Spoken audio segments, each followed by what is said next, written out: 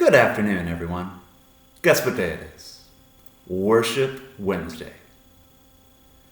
There are a lot of things I could share with you right now, because I'm sure you've noticed there's a lot going on in the world. But one thing I want to share with you guys happened to me last week. So, as the dutiful son I am, I try to visit my parents at least once a week, and of course, with the most recent unpleasantness with the coronavirus, I've upped that up to about 2 times a week. My mother gets a little anxious if she doesn't see her favorite son, which of course is me, more than once a week. So as I was driving to my parents' house, it's about a 40-minute drive, and I was listening to the Hamilton soundtrack, theater kids, you know what I'm talking about. And the particular song I was listening to was the finale piece, Who Lives, Who Dies, Who Tells Your Story. It's a good song. It's about sort of the legacy we leave behind.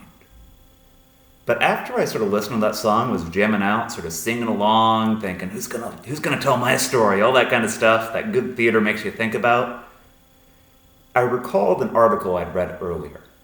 The article was about, wait for it, the coronavirus, specifically some of the first fatalities in the St. Louis area. And what really hit home to me was that one of the first fatalities in St. Louis was a woman in her 30s. I'm not sure what her health was before she contracted the virus. But I was under the impression coronavirus, that's just something that older folks need to deal with, 70s, 80s. If I get it, then I'll be fine. I might feel crappy for a couple days, but it won't last. But whenever I read this article, I made the realization, this is pretty serious. If I get coronavirus, this could be really, really bad for me. And it got me thinking even further. Of course, I'm not an old man by any stretch of the imagination, but this whole coronavirus pandemic, I've never experienced anything like it in my life. This is as new to me as it is to you all. And I think it'll go down in the history books whenever we're reading about the 21st century, generations from now. And you can quote me on this. Well, wait until it actually takes off, then you can quote me on it. Coronavirus is going to be one of those really important, life-changing, sort of history-changing events. And whenever we make that realization, the analyst in me is like, oh my gosh, this is super cool. We are in a historical moment right now. This has never happened to anyone before. But then I realize, I could die. It freaks you out a little bit. And whenever we encounter ideas like this, whenever we encounter fear, whenever we encounter world-changing events like a global pandemic, the way I look at it, there are 3 different responses that we can have. The first one is this idea, the world's coming to an end, so I'm just going to eat, drink, and be merry. I'm just going to party it up. I'm going to be as selfish as I can and not care about the people around us. We can do that. Second response is, this is big and scary, and I don't want to deal with it right now, so I'm just going to retreat inward until it goes away. I'm just going to put my head in the sand. I'm not going to see it as an opportunity to love, as an opportunity to serve others. So selfishness of a different sort. But the third way we can look at it, and I think this is the ideal way, the Christian way, if you will, we can make the realization, coronavirus is big.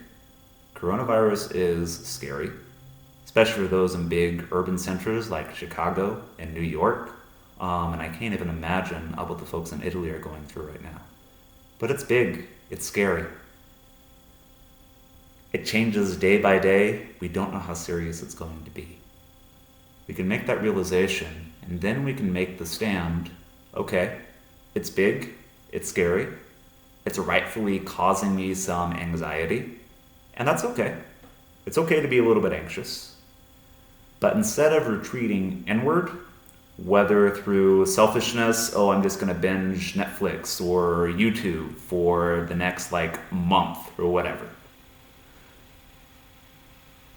or just retreating inside ourselves, you can say, you know what, this is big, this is scary, but I'm going to take it as an opportunity to love. Because it's big historical events like the coronavirus pandemic, like the world wars, that give us the opportunity to love, especially whenever it's difficult. I'm thinking especially of St. Aloysius Gonzaga, one of our patrons here at Father McGivney, who of course went to his death caring for plague victims. Now, I'm not saying we all need to put on our hospital scrubs and go volunteer in the front lines and get coronavirus and die. That's not what I'm saying at all. But what I am saying is we need to take this peculiar historical circumstance we find ourselves in and use it as an opportunity to love. And it's difficult. It's hard. And it's really weird for me because I've mentioned several times my vocation is to teach you guys. I legitimately enjoy spending time with you, even whenever you're a little bit crazy. I enjoy being with you, being a physical presence and just sort of guiding you through your lives.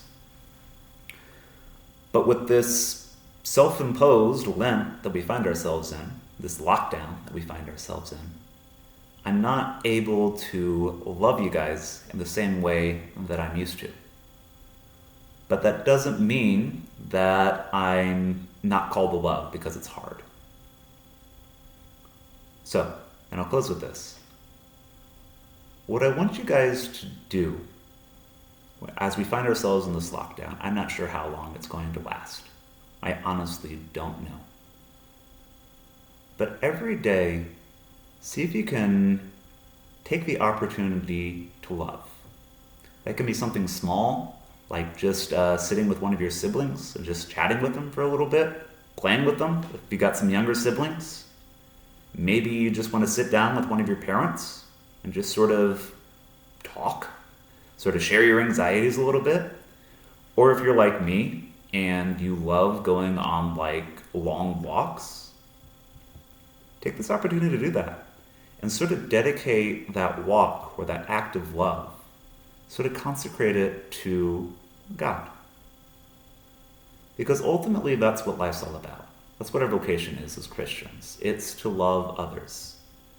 Not only in the really big things, but more pertinently, the little things we can do every single day. So, as usual, I have a song that I'm going to share with you guys. And it's really about this Christian vocation to love. It's a wonderful video. I'll share the lyrics with you. It's by a group called The Brilliance. And I think you'll really enjoy it.